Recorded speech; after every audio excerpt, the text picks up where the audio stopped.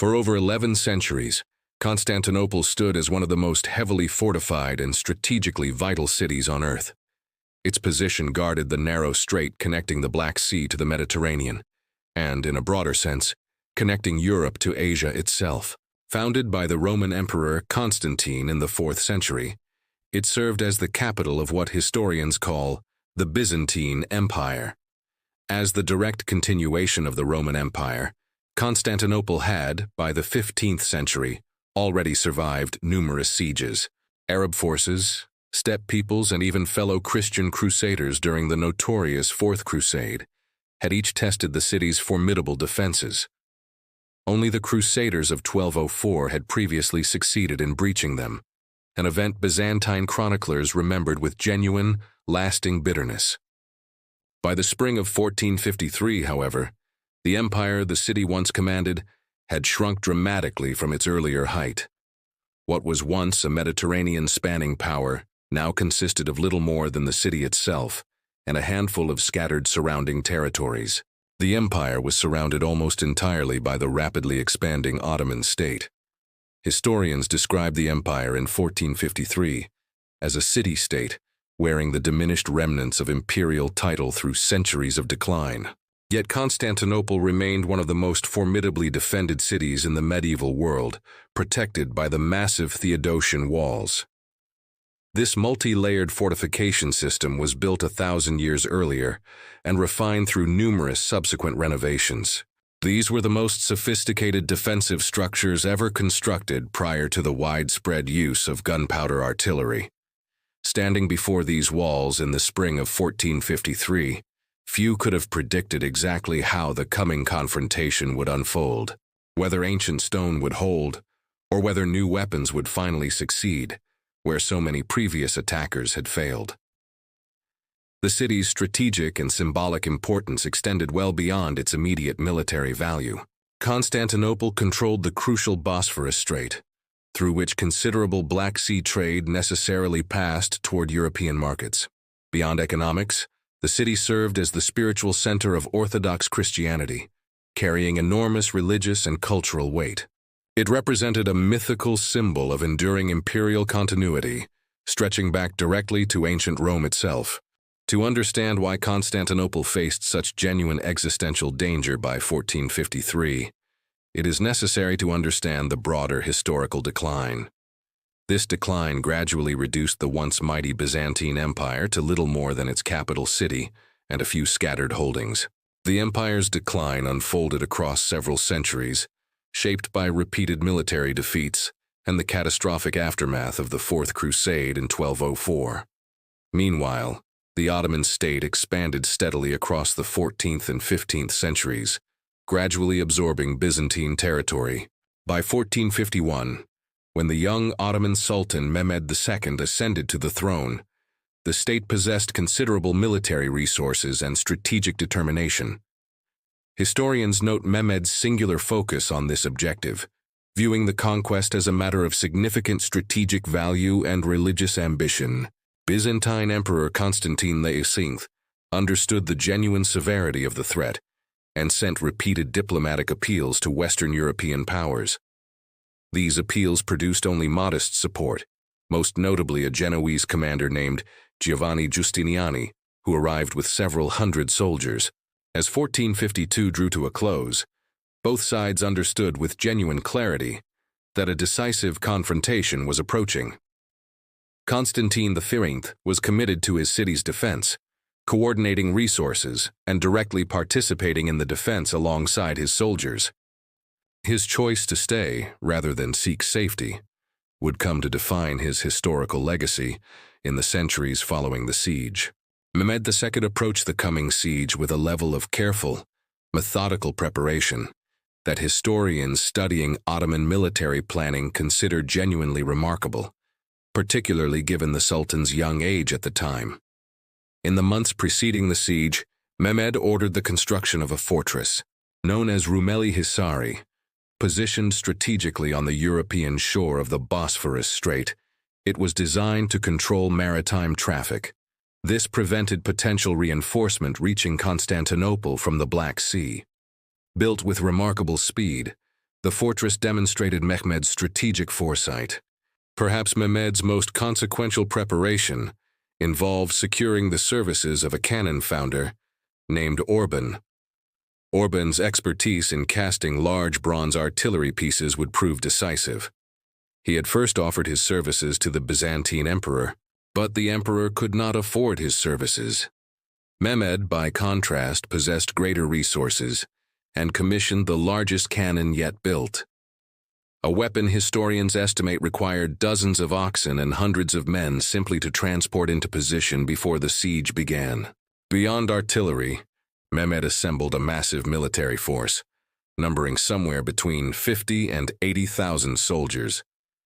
Supported by a substantial naval fleet intended to blockade the city from the sea while land forces conducted primary operations. By early April 1453, Ottoman forces arrived before Constantinople's formidable walls, ready to test defenses that had repelled attackers for centuries. Mehmed's personal involvement extended well beyond simple delegation. He personally studied the city's defenses, consulting maps and historical accounts. He identified weaknesses earlier attackers had failed to exploit. This hands-on approach reflects his reputation as a ruler deeply engaged in practical details. The Theodosian walls, the primary land fortification protecting Constantinople, represented one of the most sophisticated defensive systems ever constructed. Understanding their design helps explain why the city had successfully withstood so many previous sieges across the preceding centuries. Rather than a single defensive line, the Theodosian walls consisted of a layered system, an outer moat, followed by a lower outer wall. Then came a wide terrace, followed by a considerably taller and thicker inner wall studded with numerous defensive towers at regular intervals. This multi-layered design meant attacking forces faced multiple sequential defensive obstacles, even after successfully crossing any single individual barrier. Defenders on the elevated inner wall were able to fire down upon attackers still struggling with the outer defensive layers below. Constructed originally during the reign of Emperor Theodosius II, these walls underwent numerous repairs and renovations across the following centuries. They maintained their formidable defensive capability, even as the Byzantine Empire's political and military strength gradually declined around them. Military historians identify these fortifications among the most successful defensive structures of the medieval period, having repelled numerous determined attackers. However, these walls had been constructed centuries before the development of powerful gunpowder artillery. By 1453, the defensive assumptions faced a new category of military threat that their original builders could never have anticipated. Cannons were now capable of firing stone projectiles powerful enough to potentially breach even Constantinople's formidable, historically proven defenses. The coming siege represented a direct confrontation between medieval defensive architecture and an emerging new military technology. This technology would, within the following decades, fundamentally transform siege warfare across the entire world. Beyond the land walls, Constantinople's defenses also included substantial sea walls protecting the city's coastline along the Sea of Marmara. These maritime fortifications were considered somewhat less robust than the primary land walls. Defenders historically relied more heavily on naval control and the protective harbor chain to prevent effective seaborne assault. Among the various factors historians credit for Constantinople's eventual fall, none receives more consistent emphasis than the Ottoman artillery, particularly the enormous cannon constructed under Orban's direct supervision, specifically for this campaign. Contemporary accounts describe Orban's largest cannon as capable of firing stone projectiles, weighing several hundred kilograms, with a barrel length historians estimate at over 8 meters. Moving this enormous weapon to the siege lines required a team of 60 oxen and several hundred additional men, and the journey itself reportedly required multiple weeks to complete across the roughly 200-kilometer distance. Once positioned, Ottoman artillery began a sustained bombardment specifically targeting sections of the Theodosian walls considered most vulnerable to breach. This bombardment, continuing across many weeks, gradually inflicted genuine structural damage that Byzantine defenders found increasingly difficult to address. Defenders made continuous nighttime repair efforts using available materials, including rubble and wooden barriers. It is worth noting that these massive early cannons also suffered from significant practical limitations, including remarkably slow reload times, sometimes requiring hours between successive shots, and the risk of the cannon barrel itself cracking or exploding under the tremendous pressure. Historical accounts record incidents of Ottoman cannon failure, confirming this technology remained considerably less reliable than later gunpowder artillery. Despite these limitations, the sustained cumulative effect of weeks of continuous bombardment gradually achieved what previous siege attempts had failed to accomplish. The psychological impact of this sustained bombardment likely proved just as significant as its direct physical destructive effect on the walls themselves. The sheer noise and visible power of Orban's great cannon produced sustained psychological pressure on both defending soldiers and civilians. This demoralizing effect was a significant factor contributing to the eventual outcome of the campaign and the fall of the city. Beyond the land bombardment, Mehmed's siege strategy included a genuinely remarkable and historically celebrated tactical maneuver addressing a significant obstacle. The massive iron chain Byzantine defenders had stretched across the entrance to the Golden Horn, the natural harbor bordering the city's northern side. This was specifically to prevent Ottoman naval vessels from entering this otherwise vulnerable maritime approach. Unable to break through this defensive chain by direct naval assault, Mehmed ordered an alternative solution that has become a legendary episode.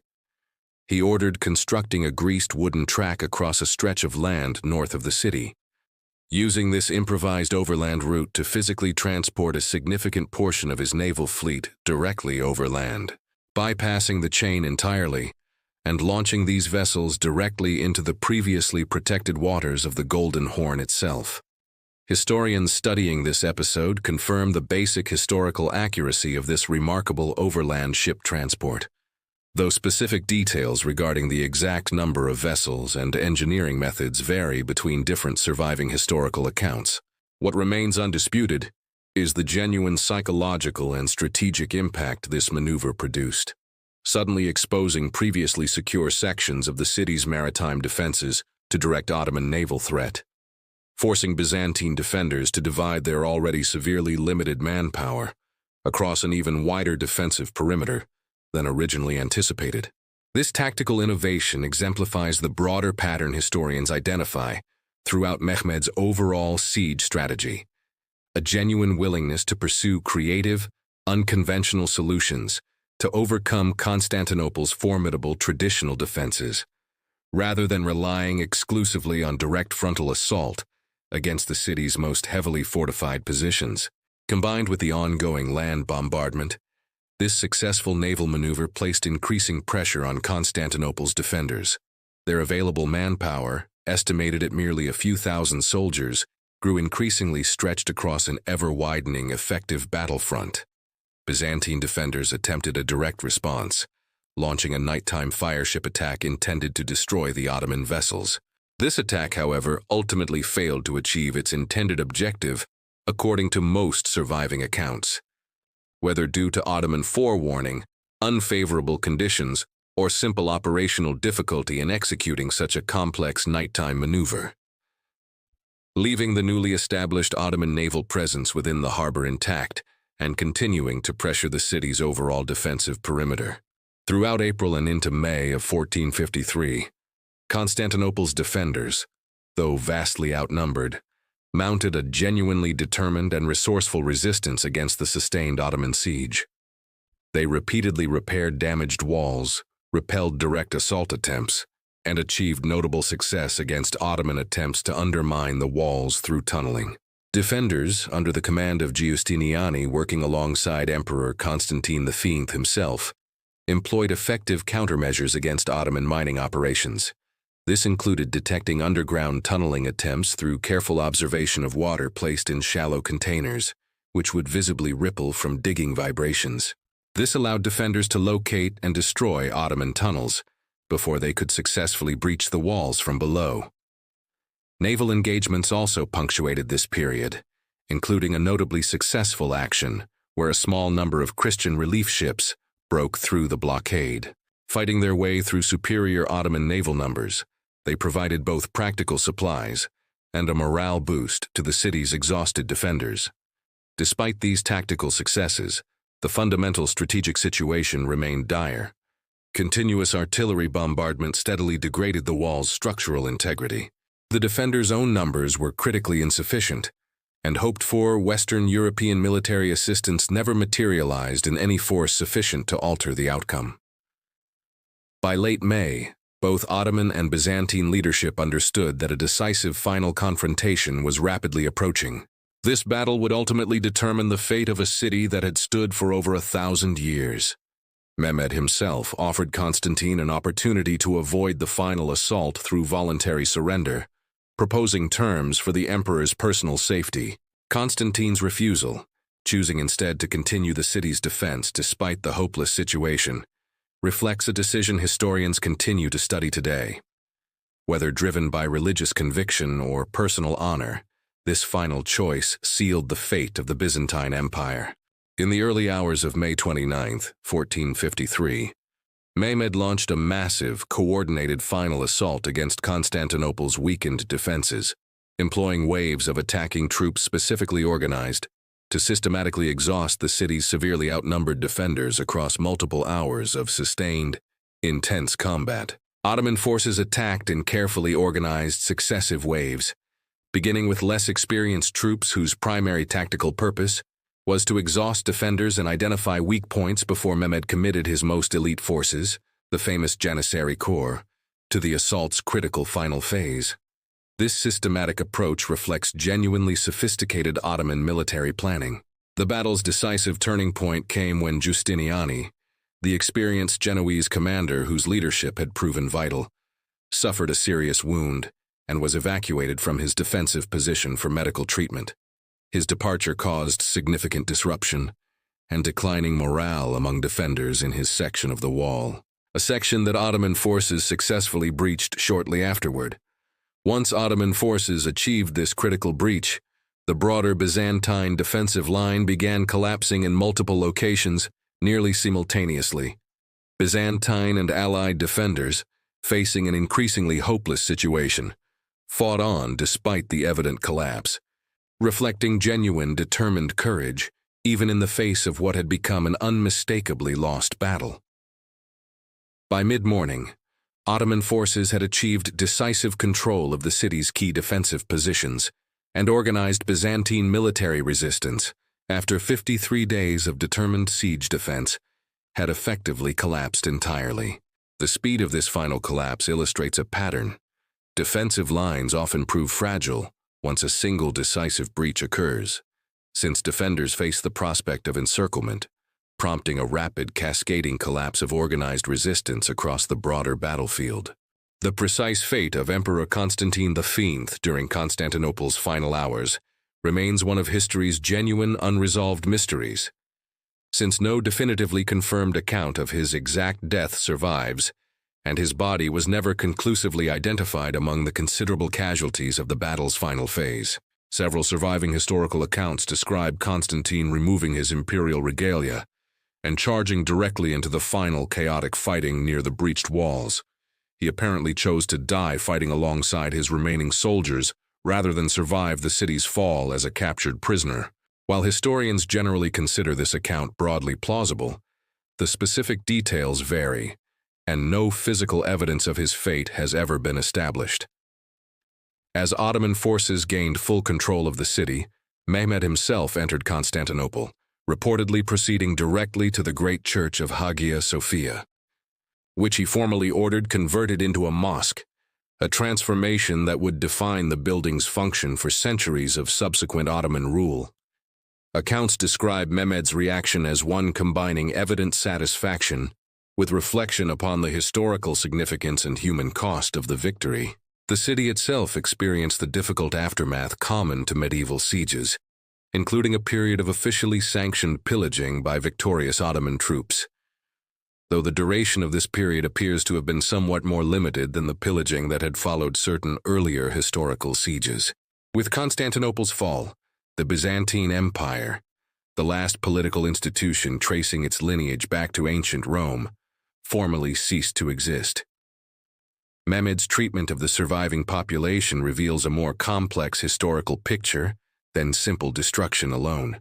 The Sultan took steps to encourage the city's recovery, including inviting former residents to return and extending protections to the remaining Christian population.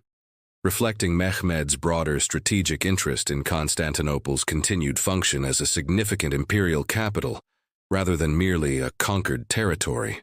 The fall of Constantinople in 1453 carries historical significance extending considerably beyond the immediate military and political consequences for the Byzantine and Ottoman states.